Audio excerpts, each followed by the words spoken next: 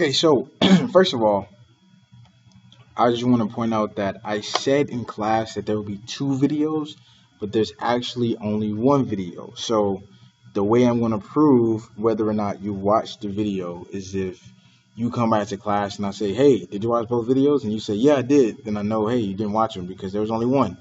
So you guys have to make sure you don't go tell everybody that there's only one video. You got to keep it a secret.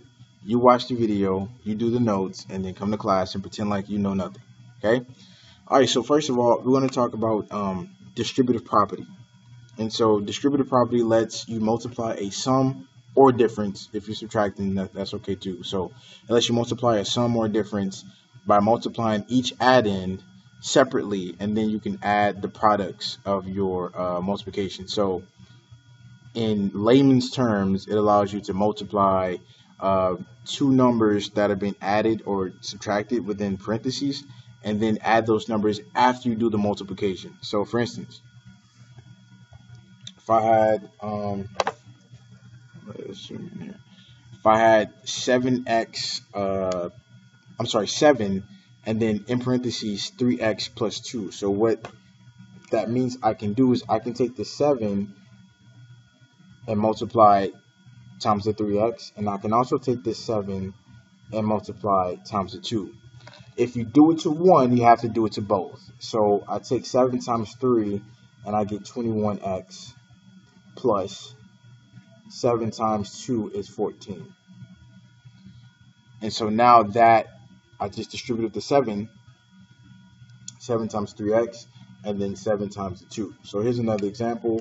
If I had, and I'm sorry, there's so much space with that 7, it should be much closer. But if I had, let's say, if I had 8, and then parentheses 2x minus 4.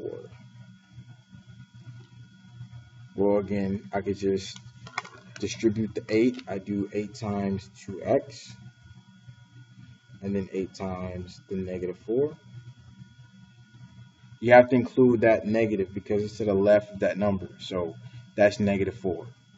So 8 times 2x is 16x, and then 8 times 4 is 32, so we get negative 32. So we end up with 16x minus 32. So that's pretty much all you're doing when you distribute. Now, let's say it's a situation where you had, so this is example 1, this is example 2. So let's have example 3. Let's say you had, 3 into negative 2 plus 6x plus 12, right? Let's say you have a situation like that. Well, you don't, so basically, let me do this. You distribute only into the parentheses. You do not distribute I here to the 12. So you do 3 times the negative 2, and then you do 3 times the 6x, which is a positive 6x because it's plus 6. You don't have to do 3 times the 12. That's not what we do. Just the parentheses. So 3 times negative 2 is negative 6, and then 3 times the 6 is positive 18x, is 6x, and then you add the 12. You just bring that down.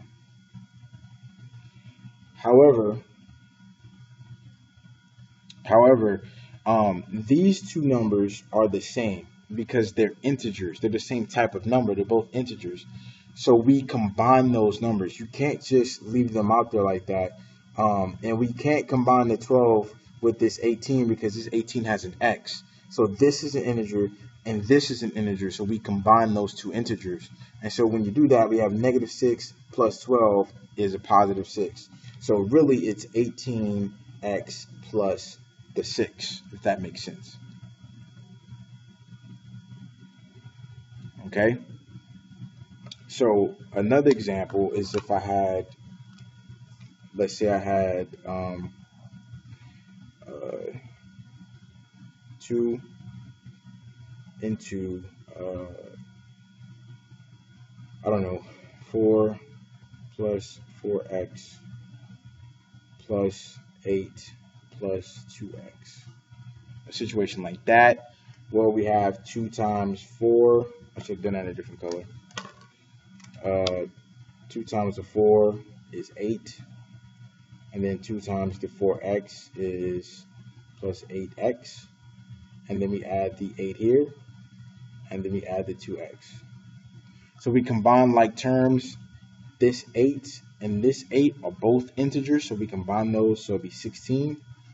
And then this 8x and this 2x both have the same variable, so we combine those numbers. 8 plus 2 is 10, so plus 10x. So once you distribute, if there's any extra numbers out here, you just bring them down, and then we combine all the like terms together, and that's how we do that. So what happens if it's an equation? Because these are just expressions. There's no equal sign. So if they give you an equation, you just do the same thing and then solve it like a two-step equation. So example number 5, if we have 12 equals, and then we have 2 into x plus 1, right? So what that means is we multiply 2 times x, which is 2x. We multiply 2 times 1, which is 2, so plus 2. And then we bring down the 12 equals. So now we have our two-step equation. So now I'll just subtract 2, and that bring down the 2x. That ends up being 12 minus 2 is 10. And then now we divide by 2, so x is equal to 5. And so now if I was to plug this x back into the equation here, instead of x, what if I put the number 5? Then that means 5 plus 1 is 6, times 2 is 12. So what we did was correct. So again, all we do is we take that number that's outside the parentheses and we multiply that number times whatever's inside the parentheses, and we just rewrite that equation, and then we solve it like a two-step equation. If it's a situation where you have to combine, then you would just combine. Like up here, let's say we had to combine all this, but let's say it was let's say it was 60 equals 16 plus 10x, and I would just subtract 16, divide by 10. So it's this situation here or that situation there, whatever situation they give you, you just do the same thing we just did, and then just bring down whatever y equals, and then you put that number equals our equation, our expression, and then you just solve it. So again, let me go back down here. You just distribute first, and then if there's anything out here, we combine, and then we rewrite it as a two-step equation, and then we solve it. That's it.